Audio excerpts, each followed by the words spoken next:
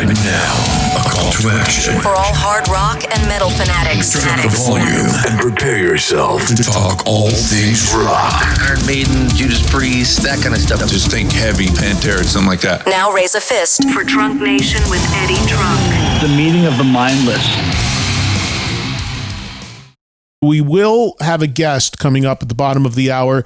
It's a guy that I've mentioned a couple times that I do not know at all personally, but his name is Ken Nardi. He goes by franKENstein on YouTube, and he has been, and I know we have so many fellow Kiss fanatics that listen to this show. I thought this might be interesting. This guy has taken it upon himself to basically work on various aspects of the Kiss catalog and remix them and reimagine them in some ways. He's done it with a bootleg video, the audio portion of it. He did it with the Hotter Than Hell album, an album that is often maligned for its sound quality. About a month or two ago, he did a complete remake of that. And now, in a massive overhaul, he recently did a complete reimagining of the much maligned, but with some people much loved, Kiss album Music from the Elder, the Kiss concept album from 1981 that, the band themselves pretty much talked down about. But there is a segment of the Kiss fan base that appreciate and like that record, and I do as well. There's aspects of that record I like a lot. So this guy went in and he turned it into a fully fleshed out concept. He brought in other Kiss songs that didn't even, that predate or post-date The Elder, mixed them in because the storyline worked. He sourced covers from songs from The Elder, like Doro doing a song from that record, worked that in. But it's not just like copying and pasting and editing.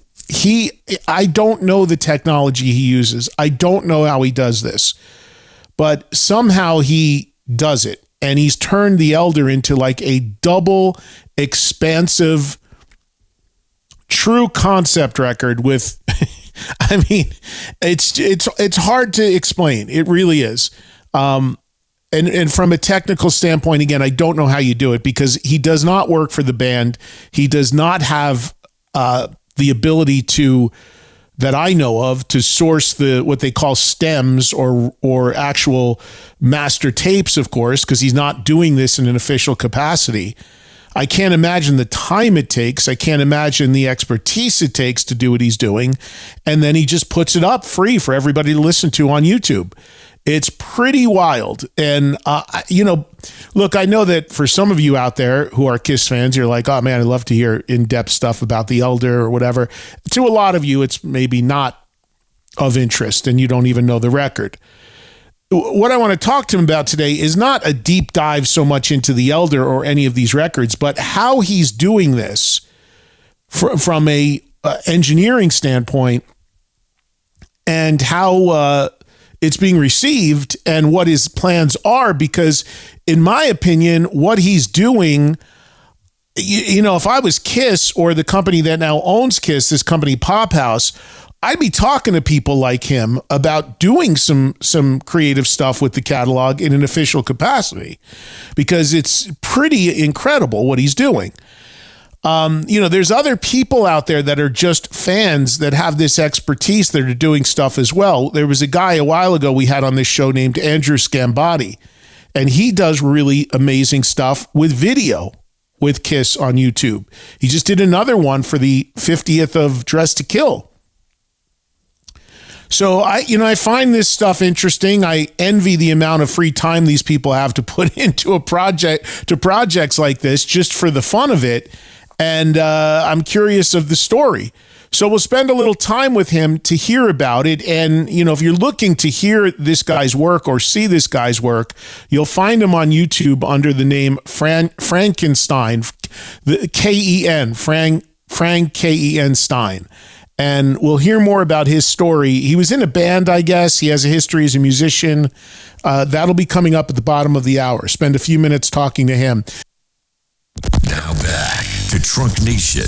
If it's hard, heavy, fast, loud, and rocks, you'll hear about it here. Rock is so far from dead, it's ridiculous. Trunk Nation. I don't go a day without getting my Trunk Nation in, just so you know. On Sirius XM's Faction Talk with your host, Eddie Trunk. All right, we are back. We're live on this Wednesday talking rock with you. Again, if you missed the show yesterday with Fitz and Kearns, all the Canadian stuff, that was a lot of fun. It's on the app. Anything you missed from the week, just go get caught up on the app. Tomorrow, your top 5 concerts. Look forward to having you guys call in on that. Friday, we got the mailbag special. Also, going to during the break, Joel let me know that today is Steven Tyler's birthday. So happy birthday to Tyler, to Steven. How old is Tyler today? Joel, He's 77. 77. Yeah. Jeez. I mean, I know he's the oldest guy in Aerosmith, but still, I'm telling you, I just saw the guy play. I was at his charity event in LA in January for the Janie's Fund, and he got up and did a few songs, and guy still looks great. And I mean, we know he's got those vocal problems, but from what I saw, he was still singing, he was able to sing at least 2-3 songs pretty well. It did not lead to and has not led to them announcing doing anything, but it was good to see he was in good health and able to at least do that. But happy 77th to what I consider to be the greatest living American rock frontman singer that we have. I know he's not really active anymore, but when he was active, I mean, just amazing what the guy can still do. So happy 77th to the great Steven Tyler, celebrating today. All right, we'll get into some more of that stuff coming up maybe in the second hour, but I want to go over to the phones now and welcome in a guy that I'm going to be speaking to for the first time, but I admire what he has done. I first talked about this guy when I heard a remix of the Kiss album Hotter Than Hell that popped up on YouTube. Heard an interview with him recently with my friends who do the Three Sides of the Coin podcast. And recently he got on my radar because, and I talked about this a number of times, even posted the links on my social media. He did a very, very expansive, totally reimagining imagining of the often maligned Kiss album, Music from the Elder. His name is Ken Nardi on YouTube. His channel is franKENstein, if you want to find his stuff and what he's done. And he joins us right now on Trunk Nation. Ken, nice to meet you. Thanks for a few minutes today. Nice to meet you, Eddie, or Ed, or I'm not sure which you prefer. I hear both. Either or, it's all good. Either or, doesn't matter. All right. It's all good. Or Mr. Trunk if I'm Mr. Trunk if I'm nasty. Is that how it goes? No, I don't like Mr. Trunk. That makes me feel like my dad. That really ages me. So yeah, that was Janet Jackson reference. Kids, you can look it up. Mrs. Right, Jackson, right. If you're nasty. Anyway, yeah, thanks for having me. I appreciate it, and thanks for sharing my stuff and everything. I really appreciate it. Yeah, so Ken, what is your background? Because in the interview I heard with you on Three Sides, I guess your background is as a musician, right? You were in a couple metal bands, or had a metal band, or still do?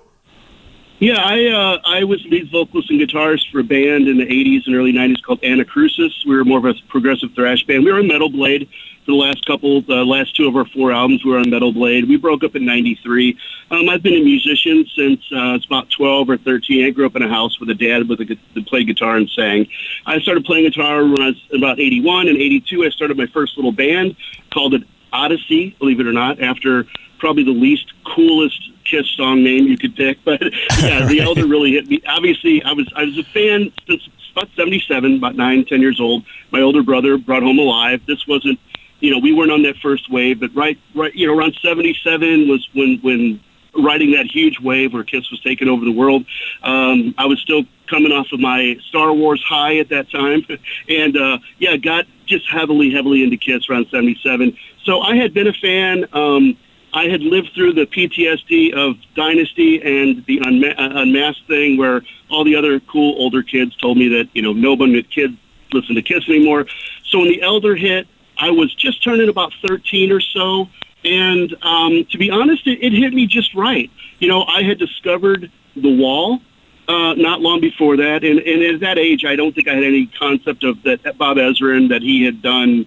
I don't think I really put the connection together with the Elder, but of course the Wall had just really it influenced me to like not only with music but to love sound and sounds, and that's my most favorite album to this day. Still, it never changed. But then when the Elder came out, I was at that age where I thought it was great. It was so much more depth. It was more musical. I mean, of course, I love all the classic Kiss stuff is great, but it didn't scare me away at all. It might have been just the perfect demographic, I guess.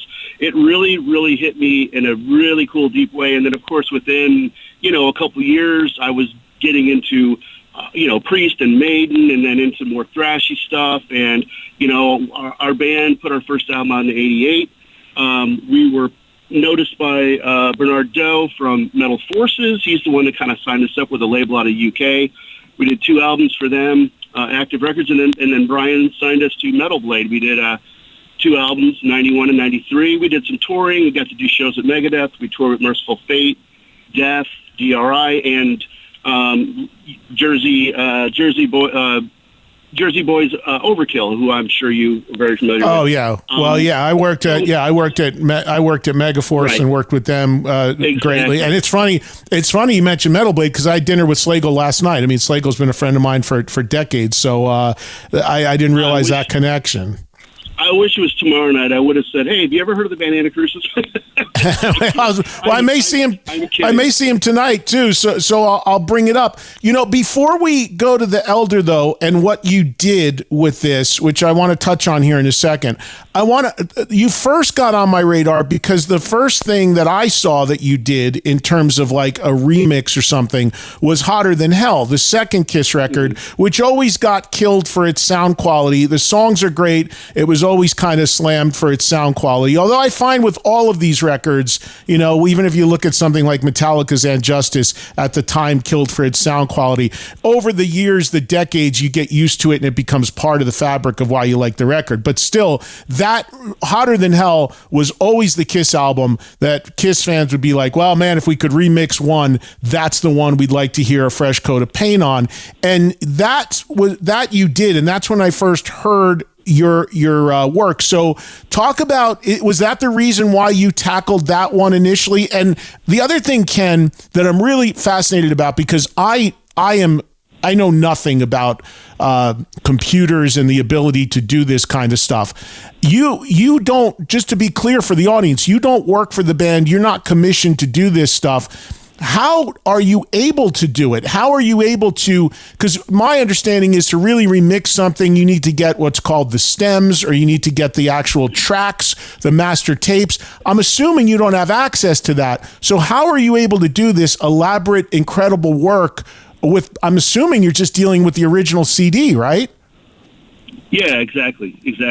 So a lot of stuff there. So just to be clear about a couple things for people that aren't super technically into the musical or audio stuff. So you have what's called multi-tracks, which are, you literally will have maybe 10, 12 tracks just with drums. You have the bass drum on a track, the snare drum, top, bottom snare, each tom on a separate track, cymbals, everything. Those are multi-tracks. And those, from what I understand, Hotter Than Hell, they don't exist. They were destroyed, lost, whatever. And then you have what are called stems. And what stems are is, it's basically a mix down of the entire drum kit, maybe a mono or a stereo mix, which is the whole kit mixed together. That's what stems are. And those are what people have pulled from like Guitar Hero or Rock Band, when they did a couple of those songs. In order for that technology to work when you're playing along, to have it mute out certain instruments, they've taken like, there's just going to be like 4 or 5 tracks. There's going to be like drums, all the guitars together, the bass together, vocals together. So that's what the stems are. And a lot of those started leaking out a few years back. So what's happened with AI, which is the most misunderstood and overused term in our time for sure. What AI is able to do now with some stuff, and we saw this now, what I have is nowhere near the Peter Jackson, Giles Martin, NASA level stuff. For when they did the big Let It Be thing, Get Back thing, they were able to come up with technology that lets the software can separate like the human voice from, say, a guitar, from, say, a bass guitar, and they're able to separate out those voices, those conversations, remove all the background and music, and they're able to, like, and then Giles Martin has done that with the Beatles recordings, where those things are 4-track, 8-track. You might have one track that's got 3 guitars, a tambourine, whatever. They're able to separate those instruments, and he's done these full stereo remixes of stuff. So what I have is like, $100 consumer grade stuff that you get off the internet that lets you separate vocal, lets you separate a bass, the guitars, the drums. You'll get like just the drums, but you're not going to get bass drum, snare drum, and all that separate. So, and the technology that we have access to really kind of sucked a couple of years ago. It's cool that you can do it, but there's a lot of issues from the audio standpoint where basically what the software is doing is every little slice of digital music, it determines, is this a cymbal, is this a guitar, is this a vocal? And so what happens if you separate them all together, certain high-end frequencies like in syllabants with vocals and whatnot share the same space with, say, a hi-hat or, say, a crash cymbal. So you get these, it sort of decides which to give it to. So I came up with ways over the last couple of years. Of course, the technology's gotten better, even the consumer-grade stuff, and I've tried 2 or 3 different ones. I use different programs for different instruments, depending on the sources. And so what I do is I separate those things separately. So I just do the drums, so it's ignoring everything else. You don't get any weird dropouts. So what I do is I basically try to attempt to create the stems, of course, and then as best I can, the tracks, because if you take like a Kiss album and most albums, you'll notice that, like, if you have headphones, one of the guitars will be fairly well panned, hard right speaker, one will be left speaker. If you take that stereo stem of those guitars, you can then split just the right channel into a mono track and just the left. You do it with Kiss Alive, you're going to get Ace Frehley guitar on one side, you're going to get Paul's guitar on the other side. Or Live 2, it's the opposite. So that's kind of the way it works for the most part. And then I go just like 10 extra miles because I will take the drums, and it's like I don't want to make them sound like 2025 drum machine, whatever, generic. What I do is I've got custom samples, drum samples I create using drum hits from, say, Larger Than Life, Dressed to Kill. I've taken some Eric from The Elder, and I create these polyphonic drum samples that are really Kiss 1970s, 1980, 81 drum sounds. And then I take those and I take the original drum tracks. I don't change the playing. It's still those guys hitting everything. I lay in cymbal crash cymbals. I lay those in manually to augment all of the cymbal stuff. And then, and then I do stuff like Gene's bass. I think one of the biggest overlooked things about those early Kiss albums is that if you ever hear, and we've all heard the bootlegs now, when we first saw those bootlegs and we heard Gene's bass sounding like Venom pretty much in the early to mid-'70s, full distortion. And that's one of the big reasons, and why they never really incorporated that until maybe Mr. Blackwell is a real mystery to me. But that's one of those things that you might not realize, why does a live sound so much heavier, fuller compared to the studio? Well, the bass sound is one big part. So I'll take Gene's bass track or whoever's playing the bass, and I'll run it through like Amp Modeler, which simulates it going through an amplifier. I'll add the distortion, and I'll blend that with the original to simulate a little bit of Gene's more gritty, dirty live sound. And so that's what I'll do for something like Hotter Than Hell. I'm in the same boat. I mean, I've loved that album from the beginning. It's arguably my favorite of the original 6 material-wise, but we don't have to lie to ourselves and tell ourselves it doesn't sound like dog crap. I mean, everybody knows it does, right? Including Kiss, including everyone that did it. Yes, there's a certain a personality to it. I'm not going to argue. There's a certain darkness, but I think we justify the fact that it doesn't sound very good at all with that. You listen to like Coming Home until I think everyone, when we heard, I saw the convention tour in 95, when they played Coming Home, everyone was like, oh, wow, I forgot about this song, and there really are drums in it. It's just a really great song. So there's a lot of stuff on Hotter Than Hell, but definitely that was my big experiment to do that.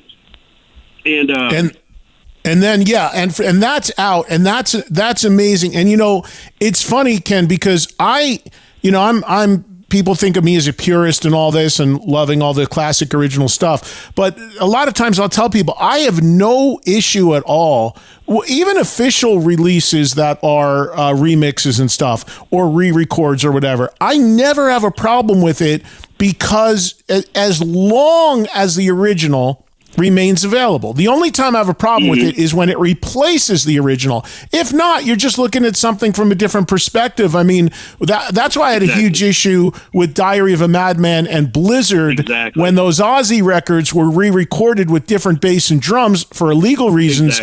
I hated that because it replaced the originals, and then thankfully the originals came out. But for about 5 years, the original versions were not there. That's where I got the problem. But if it's just an alternate look, I'm always curious about it. I think it's really interesting, and what you did with Hotter Than Hell was incredible. So moving to going to The Elder, you talked about what that record meant to you. I remember I would have been in high school when The Elder came out. I would have been a junior or senior, and I was already well into Kiss.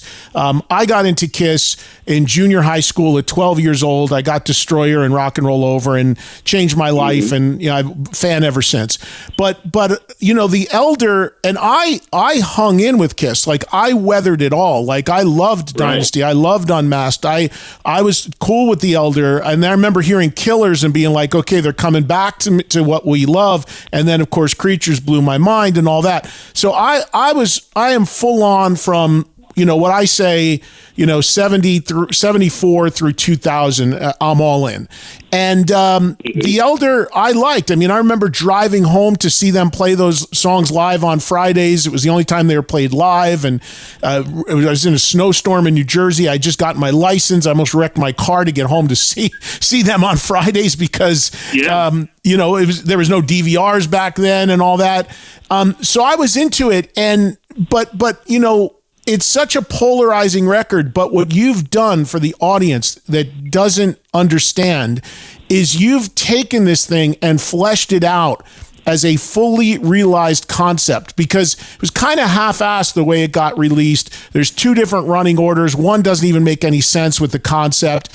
And then you added in the thing that really blew my mind, and just for people to know how much work Ken put into this, like you went and sourced something like a song from Paul's solo album, which I love, or a song that I think is an underrated, great Kiss song, Journey of 1,000 Years, the last song on Psycho Circus. You found a way to make that later stuff or earlier stuff integrated into the storyline. You went and got Doro Pesch's version of Only You. You made her almost do a duet within the confines of the record.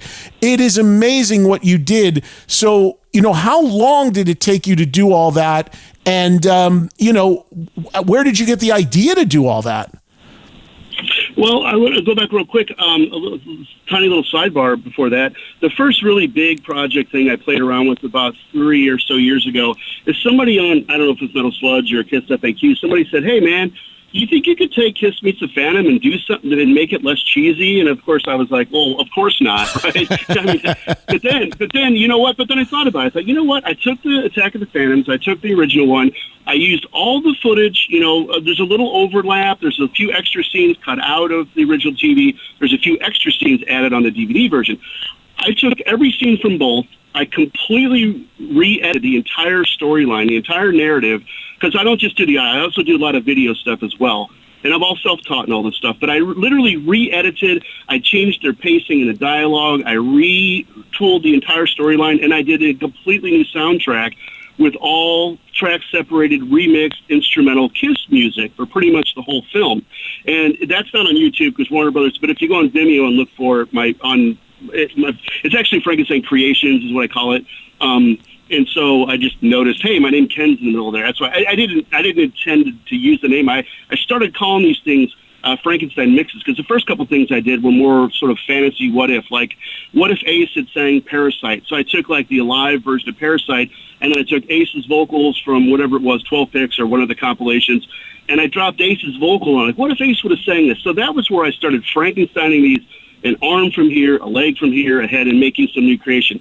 So to get back to The Elder, after I did that giant Phantom, Ultimate Edition Phantom project, The Elder was just not only one of my favorite Kiss albums. I love it. It's one of my all-time favorite albums. I mean, I consider for a guy like me that got into thrash, power metal stuff, to me, The Oath was really proto-power metal. He's singing about swords, and it's double bass, it's great riffs, it's just got that whole aesthetic to it.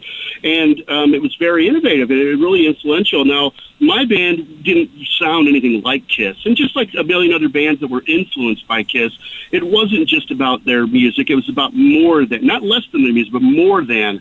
Everything else was just 1,000 cherries on top of their music to me. So anyway, The Elder is something I always loved, and I always thought, I'm not saying I know the story. Only Gene Simmons probably knows the story. I just said, I'm not just going to try to remix the original songs, but I also produced all my own music over the years. In Anacrusis, I produced their music. I've done a couple solo albums in more recent years where I sequence all my drums. I do all the writing, arranging. I play all the bass, guitars, vocals, and everything else I sequence.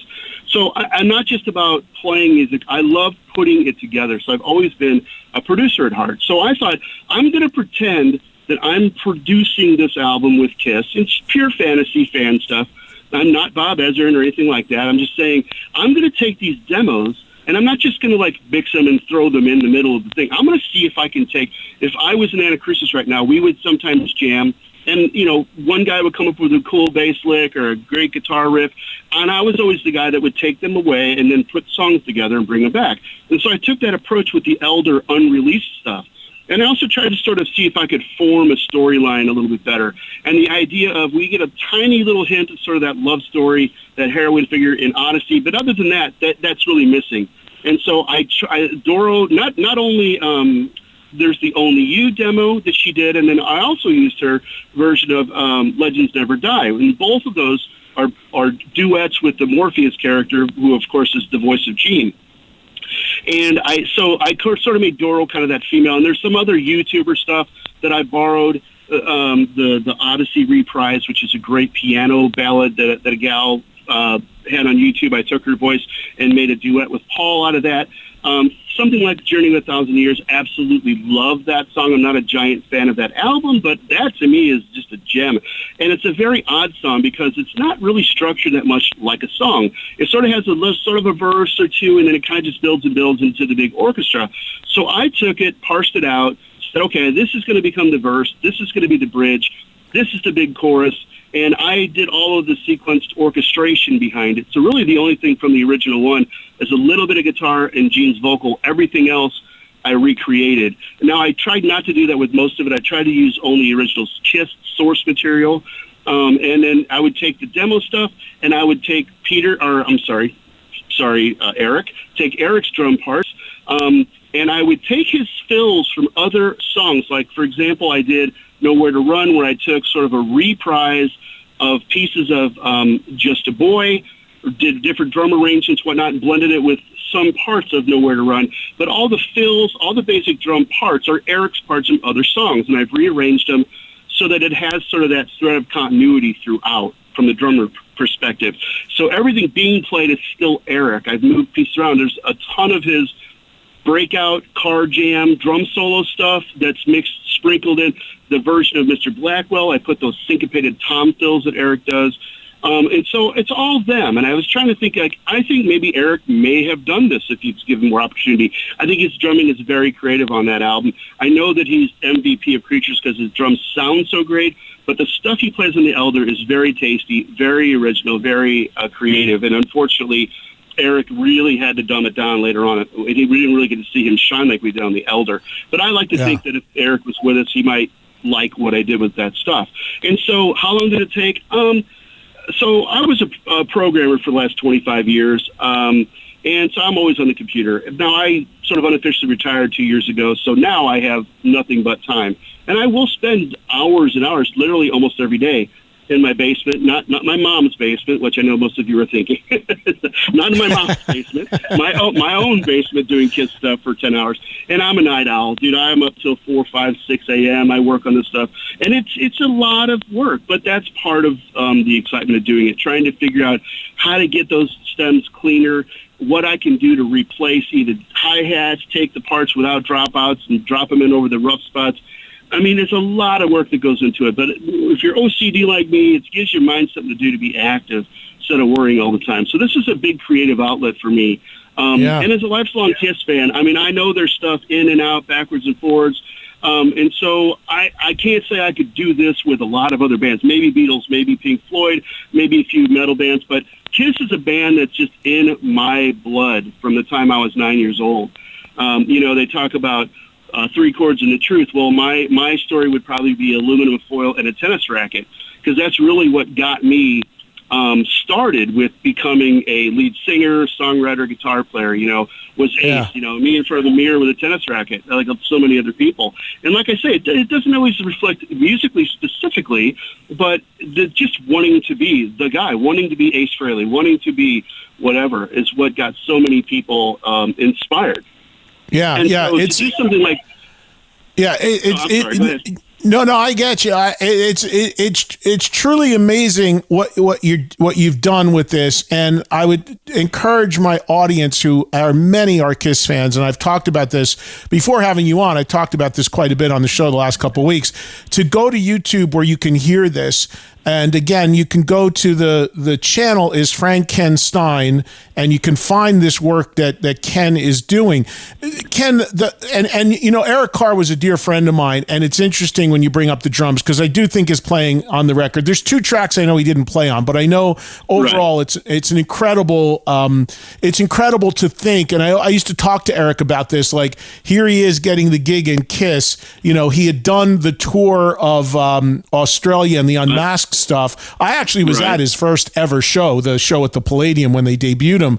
I was actually there, but I would think about, like, here he comes into this bombastic big rock band, and he's told, well, we're making this concept record, and you've got to play like this, and like how his head must have been spinning, but he did. But it's amazing. It shows a side of him, and his playing is just so great throughout the record.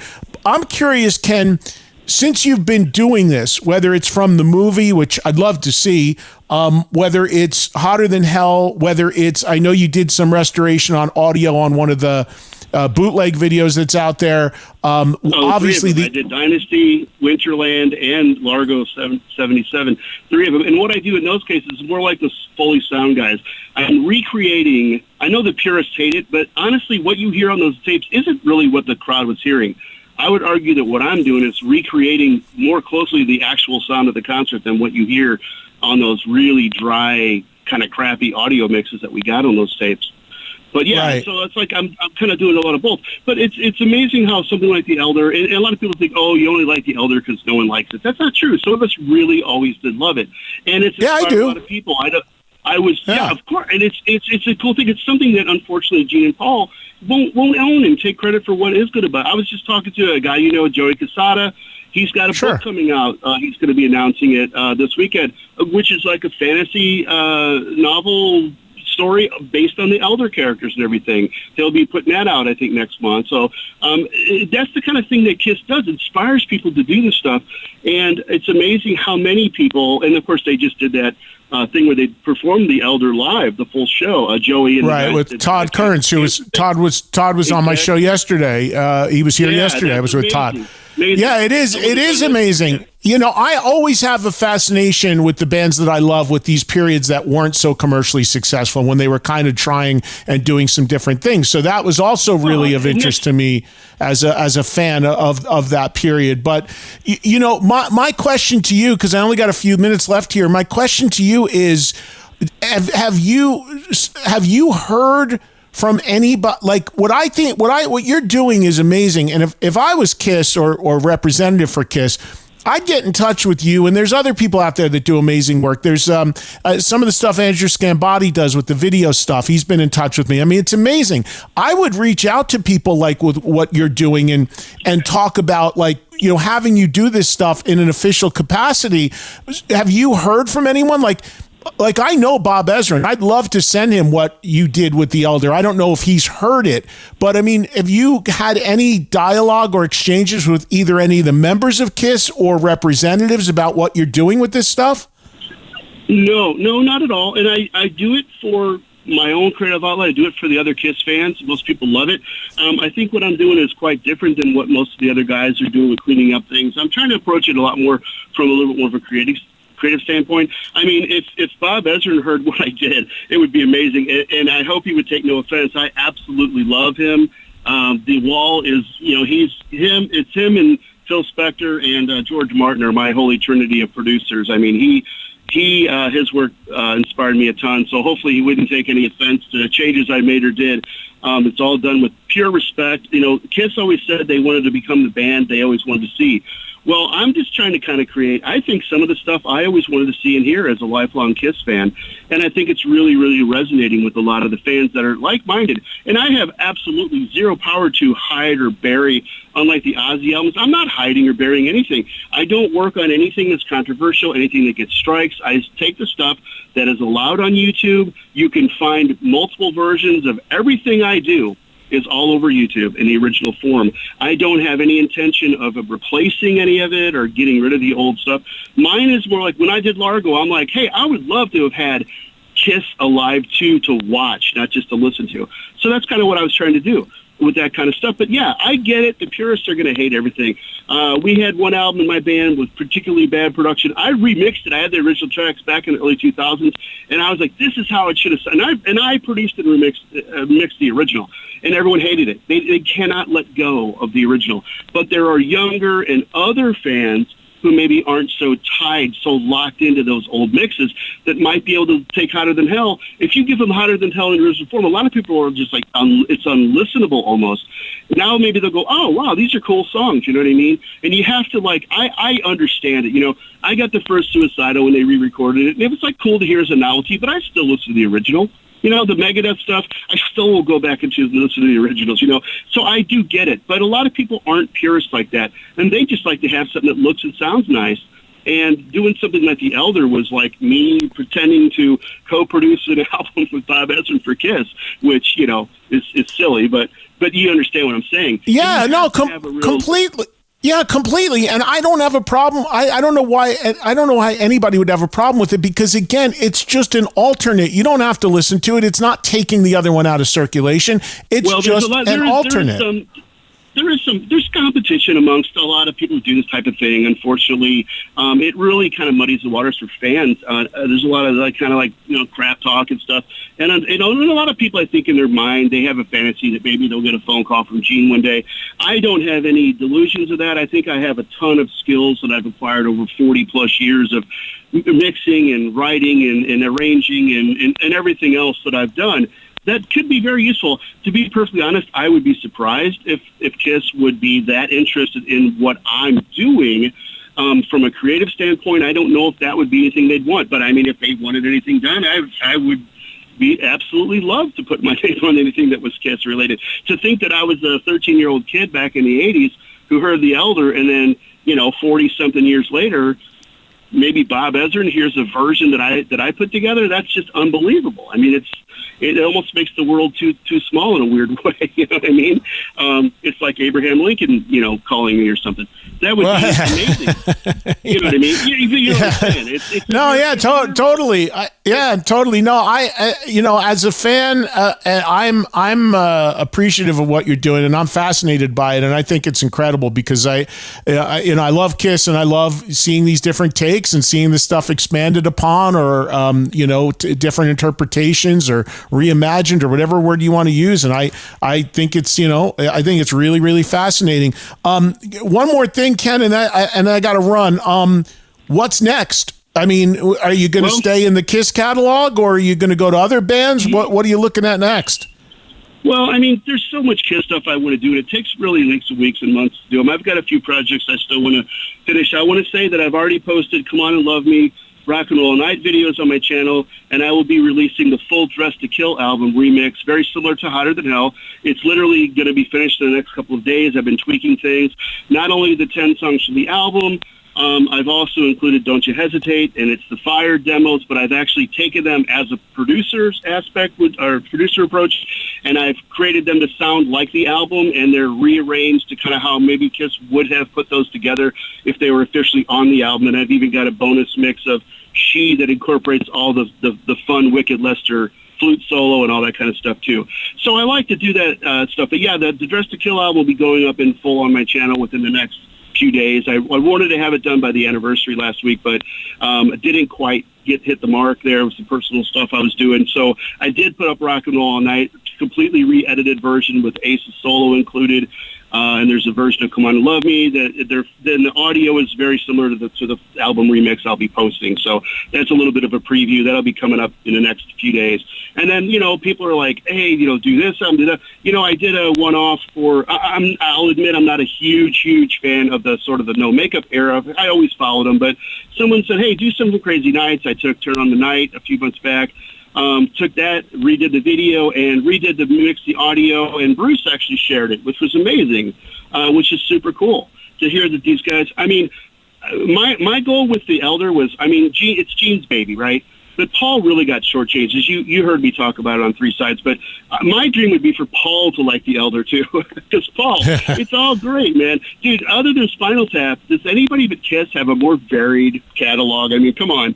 The fact that we have the old rock and roll, we have the disco-y stuff, we have a concept album, we have metal, we have it all. It's amazing. Power pop. I thank God for the Elder. Power pop. I thank God for the Elder, and I thank God that they did Fridays, man. What a nugget of just that album could have been forgotten. Thank God for Fridays, right? And what band would go on and play just 3 brand new songs? It's crazy that they did it, and thank God they did. There's literally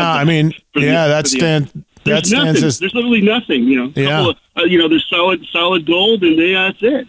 Casey was showing the video one time. So anyway, but I do really appreciate having you on. There's a ton of Kiss stuff. Yeah, I've done audio sync for a ton of other stuff, silent footage for people. I've got a knack for a lot of different stuff. I'm a perfectionist. I've got this crazy critical eye that I can go through a band I'm not even that familiar with and sync up silent 8mm stuff perfectly with just by looking at cues. I understand drums, guitars, vocals. I kind of get it all. So there's a ton of stuff that Kiss might do. I'd be thrilled to work for them if it was something I'd be interested in doing. But I'm in a position where I have time. I'm blessed enough where I don't have to worry about making money doing what I'm doing. I'm just enjoying what I'm doing, and I share it with other Kiss fans. And you go through my comments on YouTube, you can see it's not just Kiss rules. It's like, wow. I've had people say, this is the first time I've had this feeling since the new Kiss album came out in the 70s. Listening to the Elder. And I'm like, what bigger compliment could you get? And that's what it's really all about at the end of the day. No, I haven't taken a vow of poverty. If anybody wanted to hire me to do that stuff, I'm more than happy. But like I say, I'm not selling anything I do. I don't bootleg it.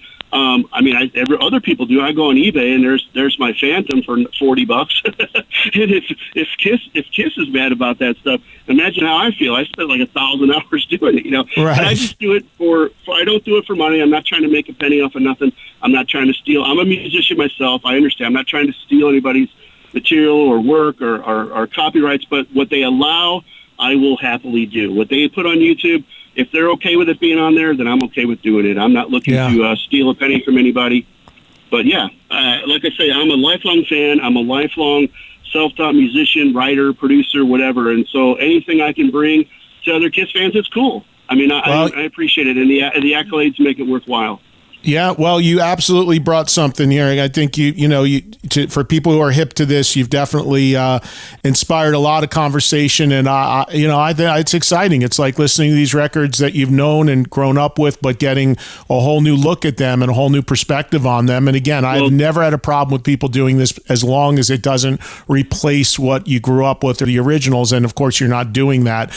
Ken, I got to run because I'm up against a commercial break, but I thank you for the time, and I look forward to seeing what you got coming down the pike. And everybody can find Ken's YouTube channel where much of this stuff is at. It's franKENstein and KEN, obviously the franKENstein Creations. Right. Yeah, you'll see it with my little. That's actually my real cat with the Peter Criss green lighting. my icon. You'll see it. There's a lot of franKENstein stuff. Look for franKENstein Creations. Yeah, and again, thanks so much for having me on. I really do appreciate it. I hope all the fans out there, like and comment and stuff on my channel. I appreciate it. It's very encouraging for people like me. Gives us all the reason to do more stuff. So I appreciate it all. All right, Ken. I'll drop you an email a little later on today. I'd love to stay in touch and awesome. Look forward to hearing what you got coming next. Perfect. Awesome. Thank you, man. All right. Take care. Thanks. See you. Bye-bye. There he goes. Ken Nardi, franKENstein Creations, as you just heard him say on YouTube. And again, it's really, Really interesting stuff. Again, it's a little deep, it's a little in the weeds, it's a little hardcore, but most of my audience is hardcore. So, you hear what this guy's doing with this stuff, and it's still, what's crazy is it's still, there's other elements brought in, but it's like the playing, it's still Kiss. Like he'll go to demos or he'll find alternate versions and then he'll work on it. And you just heard what he does, run it through computers and use AI to some degree to kind of fill stuff out and then bring in songs from other records that work with storylines, or take the drum sound from, say something like Hotter Than Hell, he'll take the bass drum sound from a different Kiss record, sample it, but then apply it to Hotter Than Hell. So it's still Peter. It's still Peter's drum track. It's just a different sound that makes it sound better or different. And again, you got to have an open mind to it. And people are surprised by this with me because I'm so people I'm thought of as a purist, even though I'm really not in a lot of ways, but I never have a problem with this. You guys have heard me talk about that. Even when bands have done official remixes, official re-records, I don't, as long as it doesn't replace, because then it's optional. Just like I talked about the $12,000 Gene Simmons meet and greet earlier. Is it a good look? No, I wouldn't do it, but do I care? No, because nobody's telling me I gotta buy it. It's just like when you're looking at these remixes. If you're interested in hearing a different take on something, great. Check it out. In this case, it doesn't cost you any money. But if you're not, you just ignore it. Nobody's telling you you got to buy it. And you go back to your original Hotter Than Hell, your original Elder, and no harm, no foul. It is what it is.